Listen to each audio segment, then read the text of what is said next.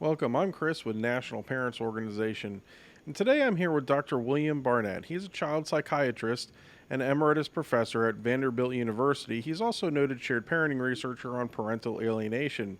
Thanks for coming on today, Dr. Barnet. We're doing fine. Thank you, Chris.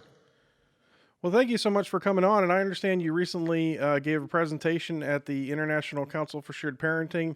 And tell us a little bit about that and what it entails. Well, my talk a couple weeks ago had the word counterintuitive in the title. And that's I a word see. that comes up sometimes with regard to parental alienation because there are several features of parental alienation that don't make sense if you only think about the concept superficially. But if you really understand the concept, you understand what's going on. And so I talked about a particular example of something that seems counterintuitive, and let me tell you what that was.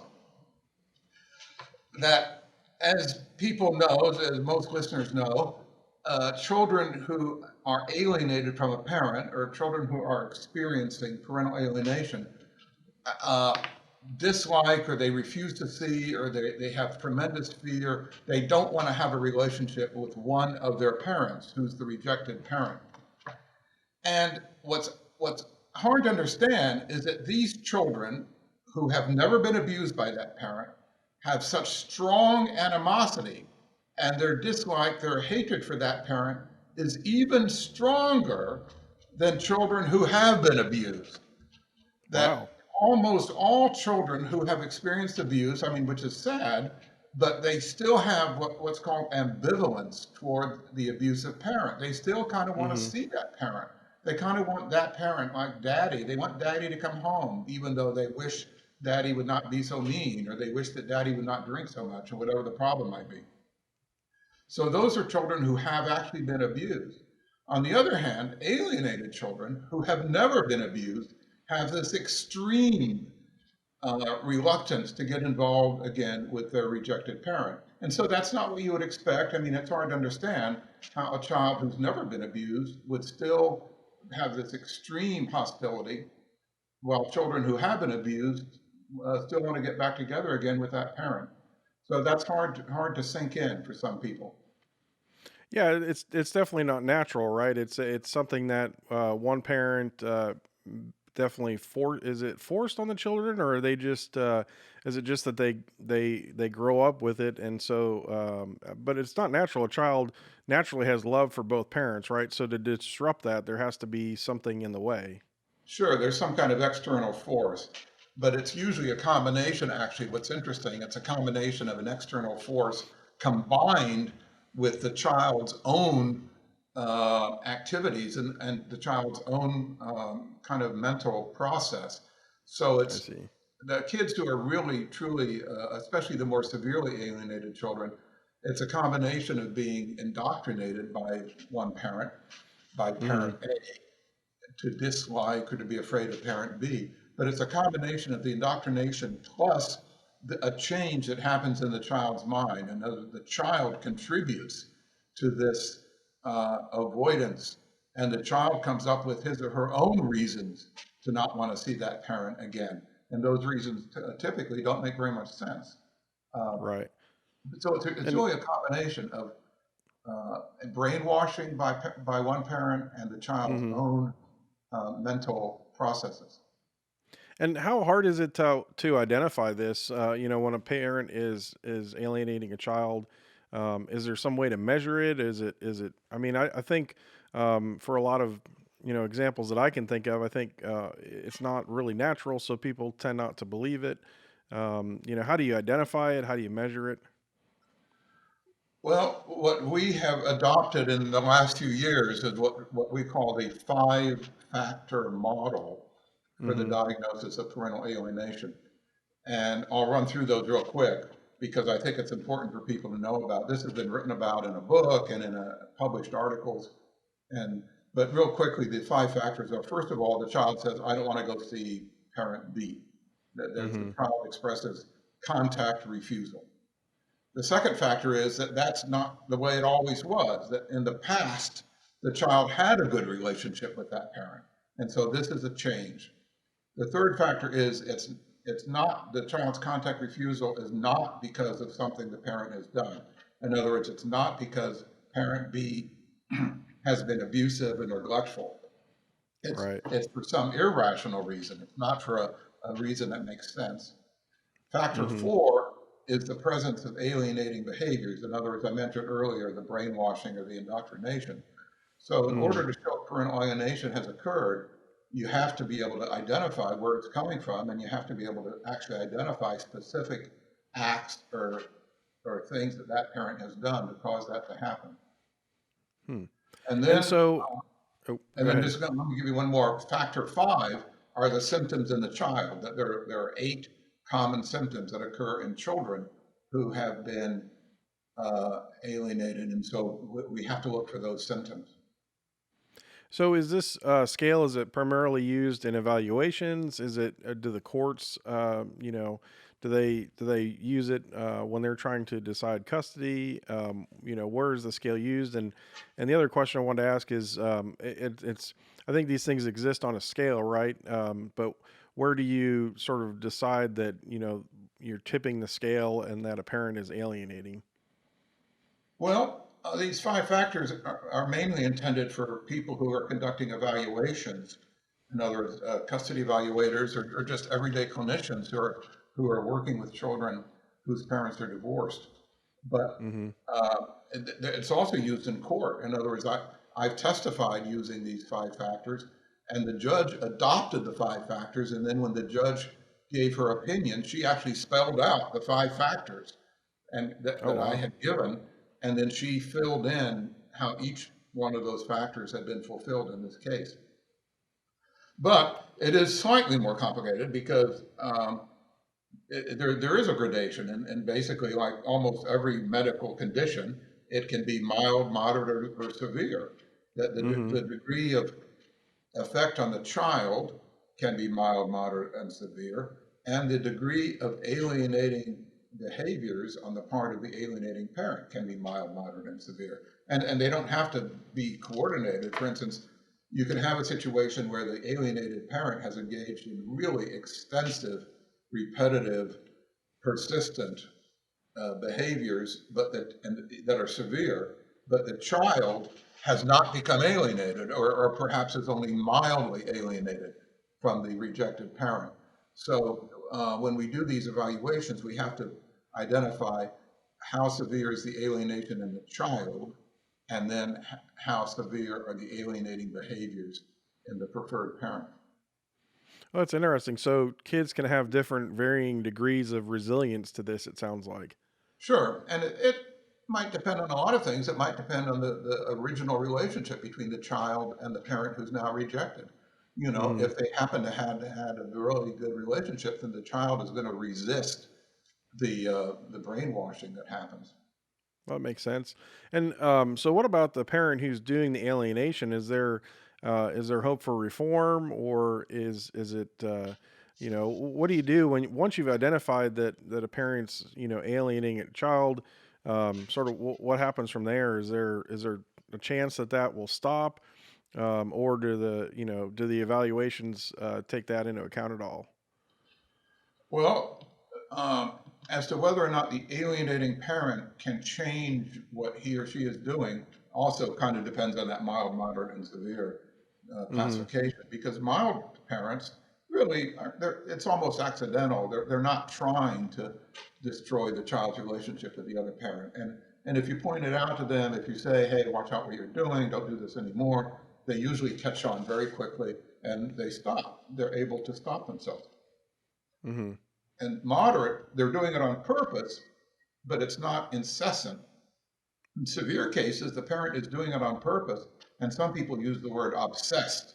The parent is Mm-hmm. obsessed with the desire to destroy the child's relationship with the other parent. And so those parents are very difficult to treat. Um, you can try, you can help them, you can help them see that it's damaging the child, but ultimately the court has to get involved in really severe cases because Mm-hmm. we consider really severe cases to be child abuse. In other words, parent who's engaging in really severe level of alienating behaviors and the child is severely alienated from the other parent, we consider that the child has been a victim of child psychological abuse. And what do you do when children are abused? Well, you remove the child from that home. I mean, that's what happens. If it's Sure. physical abuse or sexual abuse or severe neglect, that the child has to be protected from that encounter with that parent. And so that's what the courts need to do. They need to remove the children from that abusive home. And then, of course, then there has to be some discussion of what's going to happen next and where should the child go Right. or where should the child live. But that's usually the Hmm. first step. And this scale is designed to be used by professionals, correct? Oh, you mean, yes, with the five factors and the mild, moderate, severe. Yeah, I think you have to be familiar with the concept. Hmm. It's not, you have to usually be a clinician to really understand how to interview children, how to interview the parents. Uh, I think the concept can be taught to judges and that they can apply these factors, but usually I Hmm. think they need a little bit of guidance as to how to interpret the five factors in a particular case. So before the scale, were there any precursors to it, or was this did it come about because there was sort of a lack of ability to objectively evaluate in these areas, or sort of what Yeah. led up to coming up with the scale? Oh, well, that's a really good question because it's not as though my colleagues and I just invented these five factors. The five things have been around since the 1980s, since parental Hmm. alienation was initially described in 1985 in an important article that was published then. That all five of these things have been present, but what we did, we pulled them all together. In other words, we wanted to make it more systematic, and so that different clinicians are all doing the same thing. And so we actually just pulled together the things that we already have known for years, and we made it into one kind of coherent method for doing this type of evaluation. Okay. And So actually, the so research, the research on these goes back for years. In other words, factor four, which is the alienating behaviors, and factor five, Mhm. which are the symptoms in the child. I mean, there have been studies that go back 15 or 20 years, but uh, these various studies were somewhat disconnected. And so we pulled them together into one system that we call the five factor model. Excellent. And so what's sort of next? Is there continuing research into this, or what's sort of the next for you in your research and these sorts of things? Well, some of these factors can be measured, and that I think that's something that is the next step. And I've done some research on a particular little piece. In other words, Hmm. factor five is the symptoms in the child, and one of those eight factors is what we call lack of ambivalence, meaning that the child no longer has mixed feelings about mom or dad, that they have Hmm. splitting, that I they see. say that one parent is totally good and the other parent is totally bad. And that's a well-known psychological phenomenon called splitting. And Hmm. I, I thought, I thought that of all the different things of these eight factors in the child, I thought that would be the easiest one to measure. Some of the other ones are a little bit fuzzy and maybe they're a little Hmm. bit subjective. But splitting is a well-known psychological phenomenon, and I thought it would be easy to measure. So we did that. We teamed up with some other people, and we identified 50. I think there was 50 some children who were severely alienated, and we compared them with other children in normal families, or children in divorced families, or children who had been neglected and no longer have a parent. They only have one parent, and we compared them with the alienated children using a fairly simple test, which is called the PARQ, the Parental Acceptance-Rejection Questionnaire. That's been around for Hmm. many, many years also, but it's never been used in this exact context. And so we use that PARQ with the alienated children who are severely alienated, and then these other groups, the control groups of children from regular families. And the results were very, very dramatic. That in almost every case, the alienated children had a very, very high score. The difference between the mom and the dad, there are two different scores for each child, was enormous on the alienated children. In other words, one parent was perceived as very, very positive and the other parent very, very negative. And so the Hmm. difference was very, very high. And that was not seen in all these other groups. And in fact, the statistics were that this test was 99% correct in Wow. distinguishing alienated children from non-alienated children. That's a very, very high uh, kind of success rate for a psychological test. I don't know any psychological test that's 99% correct Hmm. in making these distinctions. So I thought that was a good start. Some other people have repeated it in certain ways. And so I think it's being accepted by some people who are actually using it in evaluations. But it needs to be repeated. And there are some people in Texas who are doing the same test with mildly alienated children and moderately alienated children, and the ones Okay. that we have were severely alienated. And so what we're going to see, I think, I'll give you a little prediction. What we'll see, the results of this test will gradually increase. In other words, Hmm. mildly probably will be almost normal, moderate will be in between, severe will be kind of what we got. And so I think that kind uh, of new testing, new research will help to validate this concept. Yeah, that's really encouraging because so much of this stuff with parental alienation is opinion based at this point. I think so. Yeah. To be able to have an actual test to measure it, to me, is very encouraging because it allows you to sort of draw a line in the sand and have some sort of dialogue around it, whether it's in a court case or custody Yeah. case, that kind of thing, Chris, if to where anybody it's wants not a just copy of opinions. of either one of these, in other words, of the five-factor model, we have a paper that Hmm. spells that out. And then there's also this research on the park, the test. If anybody wants a copy of the actual papers, they can just send me an email, Okay. and uh, and I'll get that off to them. Well, we'll certainly make that information available, and I'm sure there's going to be a bunch of folks that are going to be interested in it. And if you were, custody evaluator or child psychologist, or working with custody evaluations, how long would you say how much time would somebody need to invest to sort of get up to speed on this model and being able to start using it practically? Is this something that you can do in a week, or does it take a couple months of reading and Yeah, understanding? if you're somewhat familiar, in other words, to read the article on the five-factor model and the article on the research, I mean, that would take 3 or 4 hours. That's not going to take Right. forever. But a person would have to be, familiar kind of with the general literature and with how these things Mhm. work. They would have to be familiar with how to do a custody evaluation, which I hope they already are, if that's what they're doing. Right. And Yeah. there's a lot of things to be aware of. A simple thing to be aware of is this: is that we've been talking about contact refusal. In other words, the child doesn't want to go see one of the parents. Well, parental alienation is only one reason for contact refusal. Contact Mhm. refusal is a generic behavior. Child says, I don't want to go see mom, or I don't want to go see dad. But there are a number of different causes for that. And anybody who does a custody evaluation would have to take all those different possibilities into consideration.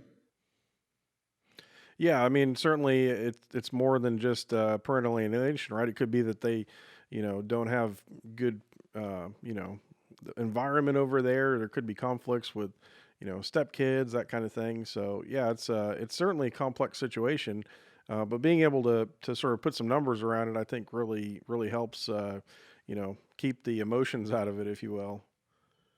Yeah, you have to look for data. You have to look for the symptoms in the child, and you also have to identify the behaviors in the alienating parent. You can't just Hmm. assume that he or she is causing this to happen in the child. You have to actually find these behaviors and identify them. Well, is there anything else you thought about that you'd like to share with us? I think that the ICSP, the International Council on Shared Parenting, is a great organization that really focuses on this, on shared parenting.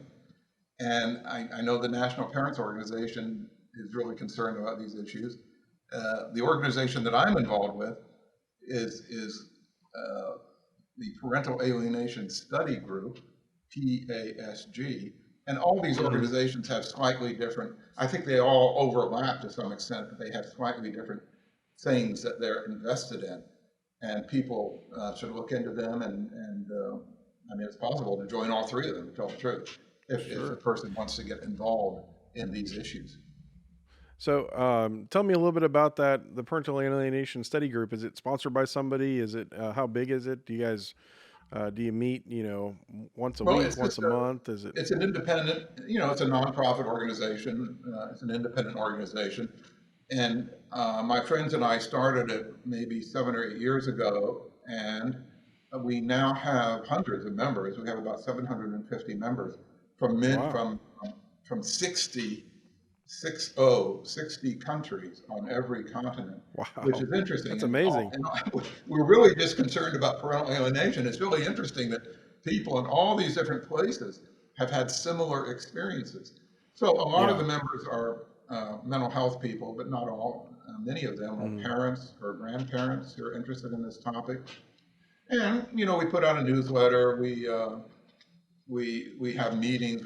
We've had conferences in the United States and in Sweden, and we hope, if COVID allows us to, we're going to have a conference next year in Belgium, and, Oh and wow.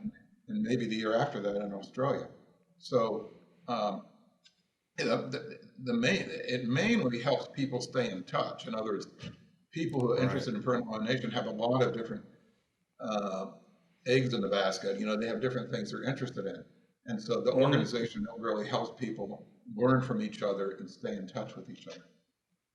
Well, that's fantastic. Yeah, I think there's quite a bit more research going on now than there was, say, 20, 30 years ago in that area. Oh, yeah. Is that what you're seeing? Yes.